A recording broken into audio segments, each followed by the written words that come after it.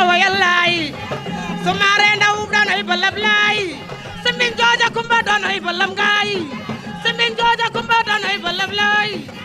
ya sumaare ndaw balab mooy sa baay lay lay lala balab mooy sa maam danoy balab ngaay tey ma fegal laay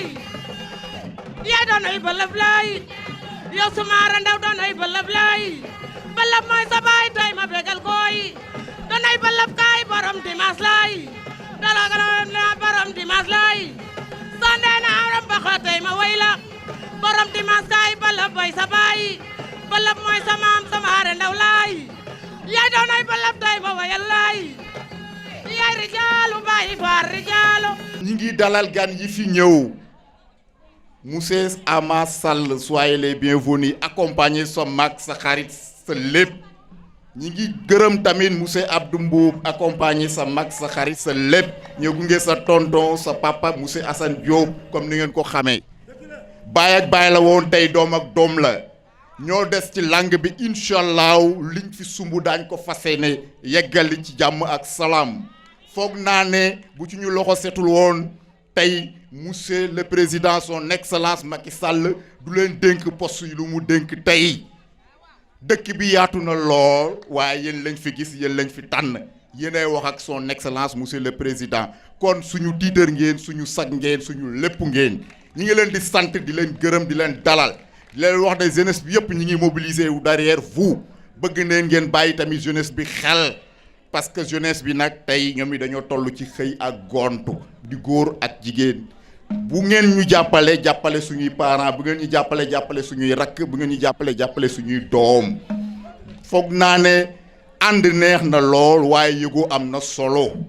bu ñu fi jógee tey incha allahuma rabi ñun jeunesse bi mobilisation bi ñu def nii fas yéene nañ ko def à travers tout Koungheul jàppale leen ngir ñu érilaat dem. ñun de Maya léegi nag lañ la lu ñu waxoon rek lañ def. ndax dañ laa diggoon ne dañuy ñëw si dañ lay defal benn programme si koñ bi léegi nag loolu lañ dëggal nii def ko di la wan ne nag ñun say jigéen lañ say rakk lañ say lépp lañ si koñ bi di la wan ne nag dañoo bëgg nga gën a jàpp ndax kuy jàpp as goro ko mën te yow ñun dañ laa xam suñu mag nga nag waaw suñu xarit nga tamit ndax yow yàgg nga si koñ bi ku ne yàpp na la si koñ bi boo ñëwee ñuy xëcc sama lu nañu def la waaye amoo benn problème man de koo xam ne man dama ragal kuy kalateeru waaye Maya yow amoo benn problème. dafa am fa ma nekkoon d'accord ma woon ak ñoom ci lu bari donc su ma ñëwee tey décidé nag ànd ak Mayacine Camara te laaju ma ko demandé wu ma ko c'est moi qui est venu vers lui donc lu tax ma ñëw vers lui.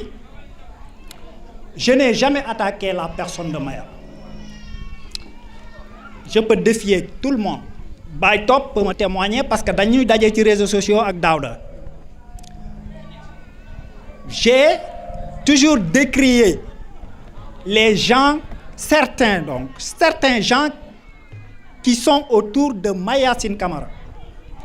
Et je continue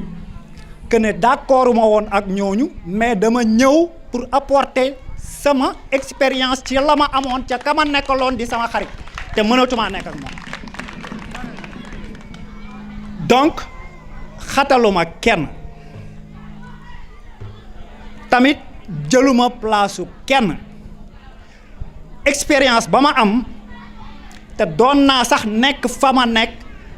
am lu doon xew ma woo grand Maya ne ko duggal nga rectifier lii parce que communication dafa baax ci leader te yow tu ne communiques pas parce que loolu laa xam ndax loolu laa def loolu laa mën a dimbalee nit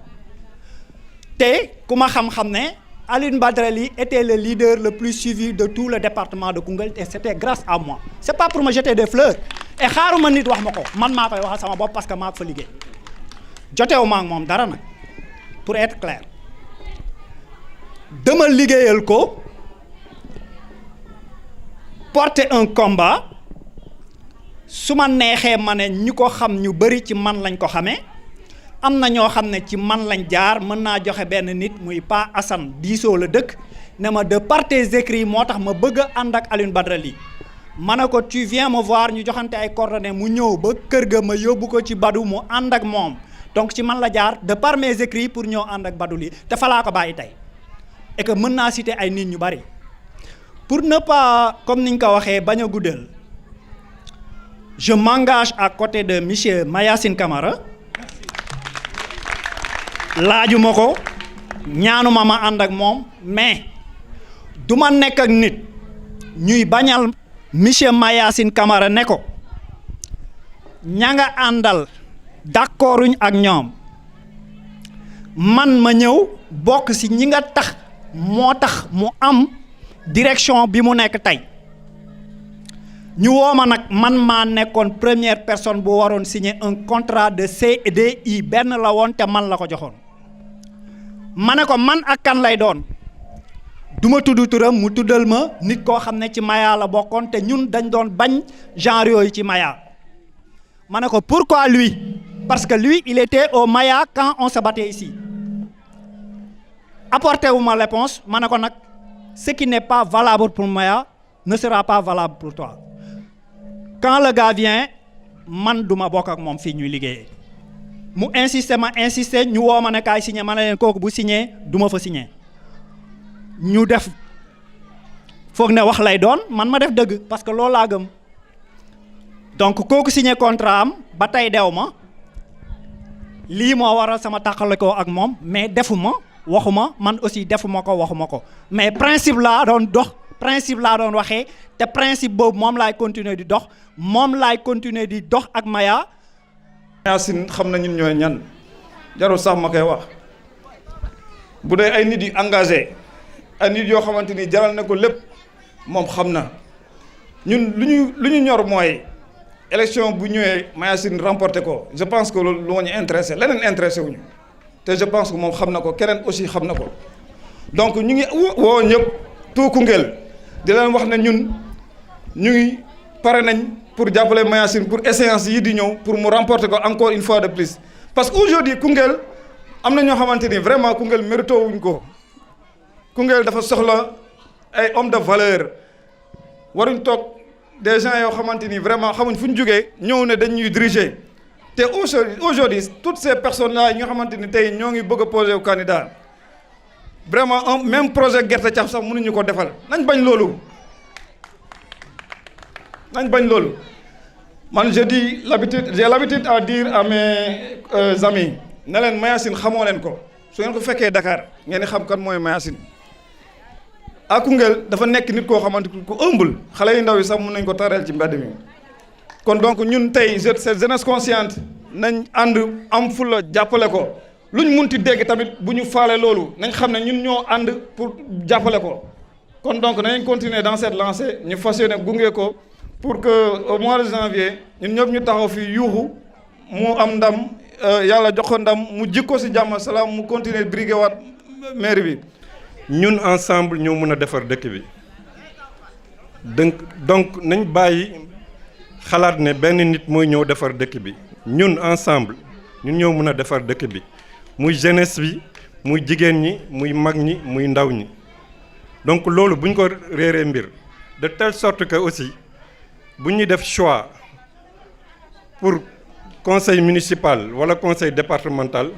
war nañ xool def très attention xool ñan la ñu war a jiital parce que comme ni ma ko waxee ñëpp la impliqué Koungheul foo munti nekk ak parti boo munti nekk ak liggéey boo munti nekk ak secteur boo munti nekk donc ñëpp la impliqué donc su fekkee bëgg nañ suñ dëkk war nañ xool profil bu gën war nañ xool équipe bu gën ñu jox ko dëkk bi ñu defar dëkk bi ensemble donc nañ def très attention parce que élection bu jotee ñëpp dañuy ñëw y a des marchands d'illusion ñoo xam ne dañuy ñëw parce que yore nañ seen xaalis wala quoi que ce soit ñëw ne dañoo bëgg ñu jox leen dëkk bi nañ def attention parce que ñooñu bu ñu leen joxee dëkk bi demain en contrepartie ñoom lan la ñuy laaj parce que dañoo ñëw investir seen xaalis donc dañoo dem ba am xaalis doog a ñëw ne bëgg nañ dëkk bi alors que am na ñu fi nekk dañoo taxaw toujours parce que dañoo bëgg dëkk bi tey su ma jëlee exemple suñu grand frère Assane Diop mais lan lañ mën a wax leneen que ne kii dafa bëgg dëkk bi tey moom su ko neexoon liggéey na am na expertise am na expérience su ko neexoon uniquement mu nekk di def ay consultation di gagner vie am tranquillement et paisiblement dem tëdd Dakar mais lu tax muy wàcc ci terrain ba léegi à son âge c'est parce que dafa bëgg dëkk bi donc loolu il faut ñu bàyyi ko xel bu baax je pense que tey Assane Diop ñëwul bëgg dëkk bi pour am poste wala pour am ndomba tànk je pense que li mu doon am yëpp am na ko dans sa vie su fi nekkee tey c'est parce que dafa bëgg Koungheul donc Mayacine Camara moom waxaale wu ma ko parce que dafa yàgg man ak Mayacine dafa yàgg donc on est plus que des frères xam nga nit ñi dañu foog ne frère lien de sang la rek mais frère des fois mun na bañ a nekk lien de sang moom daf ma musa rakkoo man ma magoo ko loolu yàgg na boobu dara nekkul dara boobu ñu ngi jàng boobu mu ngi nekk suñ mag nekk suñ aîné ñu koy suivre ba pare mu nekk nit ku constant je pense que Mayacine bi muy ñëw naan dafa bëgg dëkk bi day defar dëkk bi boobu nit ñi buñ fàttee yàggul dara boobu amul benn ndomba tànk fii la ñëw ñu def fi ay fondation Babacar Kobar Ndaw ñuy jaay ay ñuy lijjanti ngay lijjanti fi 5000 francs wala 10 000 francs wala nga dem sa parents yi jox la ngay jënd ay livres pour mun ko joxe ay distribution de prix donc kooku dafa yàgg a impliqué wu ci dëkk bi donc peut-être que avec l'histoire dafa ñëw après mairie bi mu jël ko mais tey su ñëwee taxawaat ne dafa bëgg a continuer liggéey je pense que dañ ko war a jàppale parce que moom bi mu bëggee dëkk bi démb la woon te je pense que politique taxul ndombo tànk taxul poste taxul mu koy def je pense que Mayacine mii même bu nekkatul ministre dina continuer di ñëw Koungheul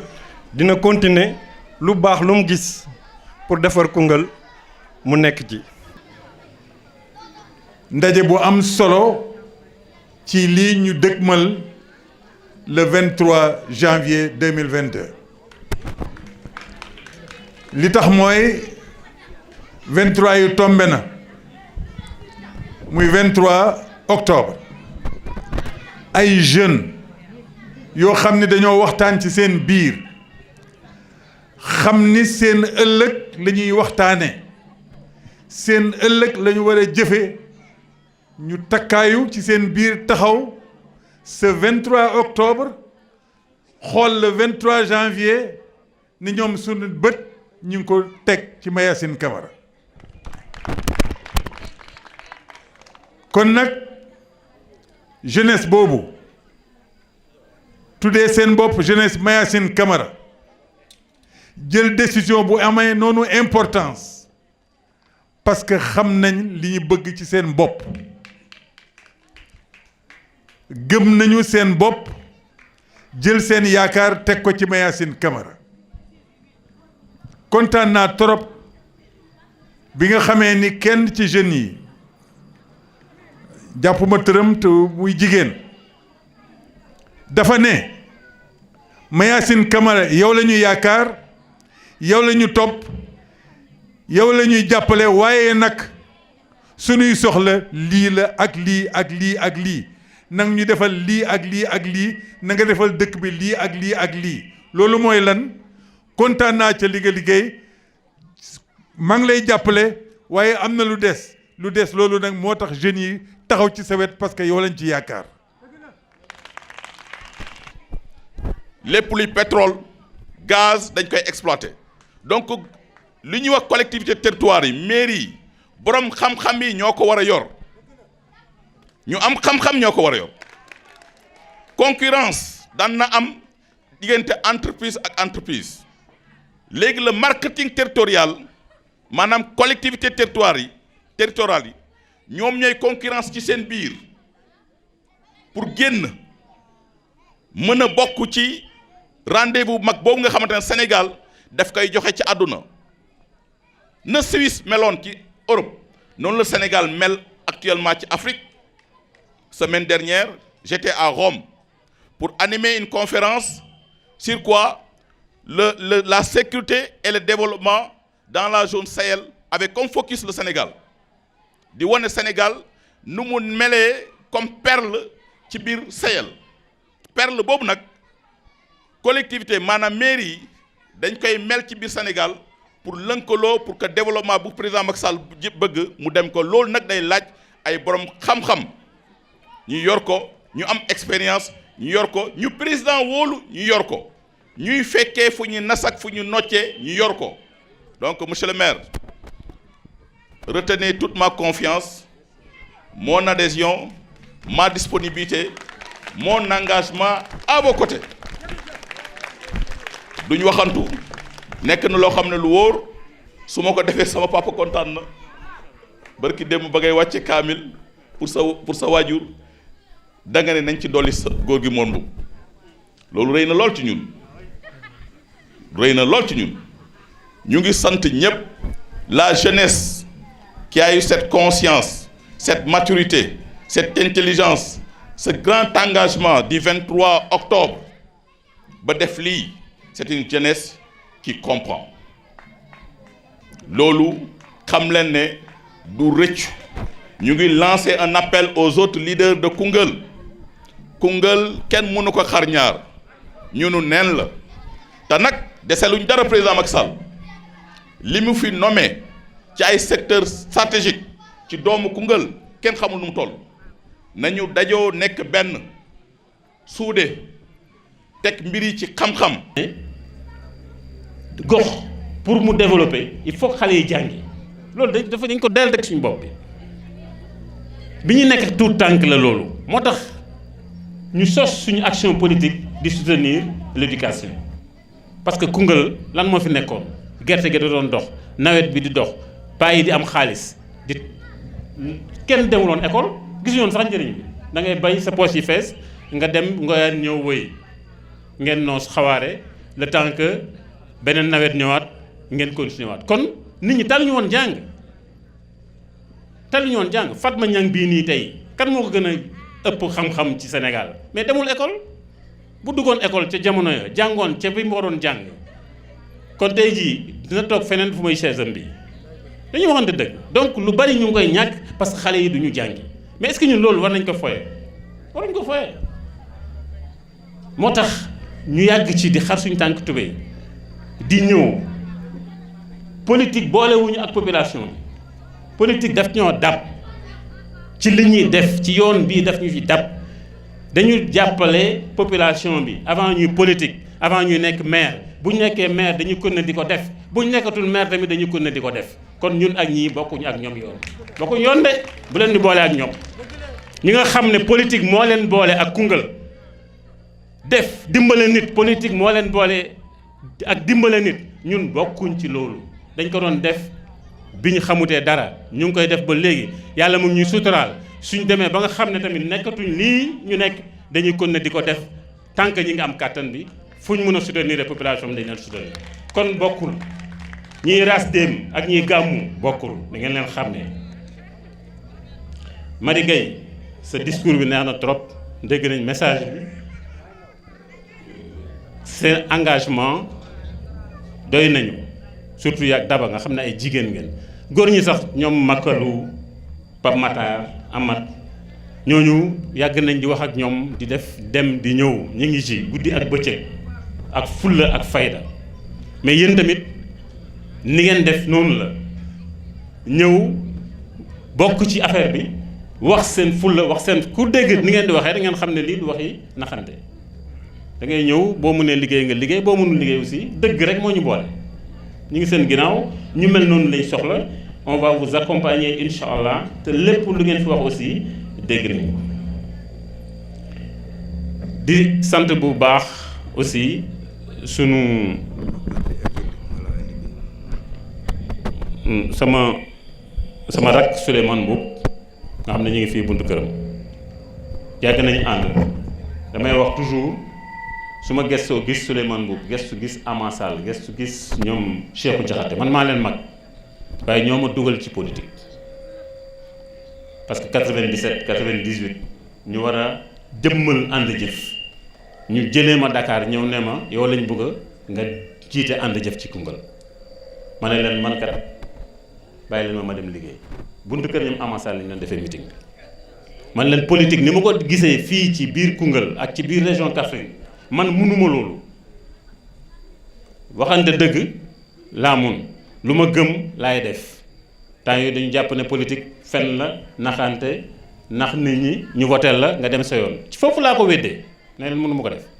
ñu jàpp ma ci guddi gi yëpp téye ma bës ma ci décision bi ba ma nangul leen jiite leen ci ànd jëf loolu lañ korti ñii mu ñëpp mën nañ ko seede ñu loolu lañ doon taxale di ko taxale ba 2009 ñëw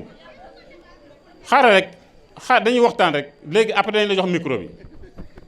2009 bi ñu fiy jël mbir mi dañoo fekkoon benn parti socialiste bu lalu suñu suñu waajur yi tabaxoon ko ñu fekk fi PDS bu lalu nekk au pouvoir mais ana ñi lappi fi ñu toll nii booba temps anañu booba temps ñu jëm bu ñu bëggoon lu yomb dañuy dem ci parti boobu noonu PDS boobu noonu jëm ko wuti foofu mais bëgguñ lu yomb dañoo dem jël suñu saawu bopp yéen ñii toog fii tey nekk ay mag ngeen jàpp ci temps yooyu ñu bari toog fii ànd ñu amuñu woon carte sax ñu accompagner ñu ci dëgg ñu gagné ci dëgg mais terewul tamit gis nañ maire yu bari yoo xam ne gagné wuñu woon à l'époque en 2009 avec le parti au pouvoir bi ñu gagné dañoo daw jëli seen bagage dem PDS parce que PDS mu ngi leen doon jox xaalis mu ngi leen doon jox ay nomination mais ñun soxla wuñ xaalis soxla wuñ nomination bi ñu ko gagné tamit ba pare bañ wooñu biir PDS dañ ko fa nekk ñukk ni yekk mu naqari ne ñun lii day yomb trop ci ñun liñ gëmul mënuñ ko gëm ñu gën a renforcer suñuy base ak suñuy ndombatàng ci biir opposition